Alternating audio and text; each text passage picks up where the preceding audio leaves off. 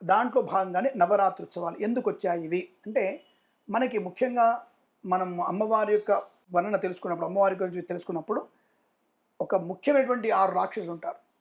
ఈ 6 రాక్షసులే మనకి అరిషడ్ వర్గాలు మనలో ఉండేటువంటివి. బయటికి కనపడే అంటే బహికమైనటువంటి స్థితిలో మనం చూసినప్పుడు చండముండ, శుంభ నిశుంభ, రక్తబీజ, మహిషాసుర మర్దన. ఈ 6 రకాలు. దీంట్లో కామం అనేది ప్రమాదం అనేది. కామము అంటే ప్రమాదం. ఒకటి భౌతికమైనటువంటి కామం వేరు, ఆశ వేరు, కోరిక వేరు.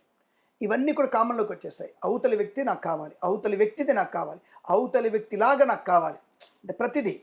ఎప్పుడైతే ఈ కామం అనేది మనకి చాలా నాశనం కలిగిస్తుంది. ఈ కామం అనేవాడే మహిషాసురమర్దనుడు. సో ఇలా అమ్మవారు ఈ యొక్క నవరాత్రుల్లో రక్తబీజు మహిషాసురమర్దుడు అష్టండి వీళ్ళందరూ. మహిషాసురుని కింద ఉన్నటువంటి వాడు రక్తబీజుడు, శుంభ నిశుంభ, చండముండలు అనేవాళ్ళు వీళ్ళందరూ 5గురు ఆయన అష్టంట్లు. ఆయనతో పాటు సమానమైనటువంటి శక్తి సంపన్నులు వారు. బ్రహ్మగారి వరం చేతనే మహానుభావుడు బ్రహ్మగారి వరాలు ఇస్తాడు. ఇచ్చిన తర్వాత ఆ బ్రహ్మగారి వరాలతో పాటు వీళ్ళు దేవుళ్ళందరినీ కూడా ధర్మనాశనం చేస్తూ ఉంటారు. అంటే ఈ పాషాండ మతాల్లాగా మారిపోతారు వీళ్ళు.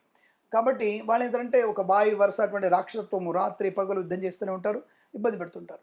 మనకి బ్రహ్మదేవాది 3 దేవతలు వెళ్ళి వీళ్ళు ఫైట్ చేస్తారు. బ్రహ్మగారు ఫైట్ చేస్తాడు, గెలవడు. తర్వాత ఈయన ఫైట్ చేస్తాడు, విష్ణువు ఫైట్ చేస్తే గెలవడు, శివుడు ఫైట్ చేస్తే గెలవడు. మరి అప్పుడు అమ్మవారి దగ్గరికి వస్తారు.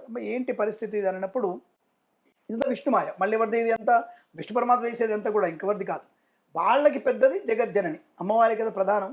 మరి అటువంటి జగజ్జని దగ్గరికి వెళ్ళి అమ్మ పరిస్థితి మమ్మల్ని ఏం చేయమంటావు అని అడిగితే, పర్వాలేదు నేనే చూసుకుంటాను, బ్రహ్మ ఇటువంటి వరం ఇచ్చేది, ఆ వరం ప్రకారంగా నేను వాడిని సంహరిస్తాను చెప్పేసి అమ్మవారు వస్తుంది.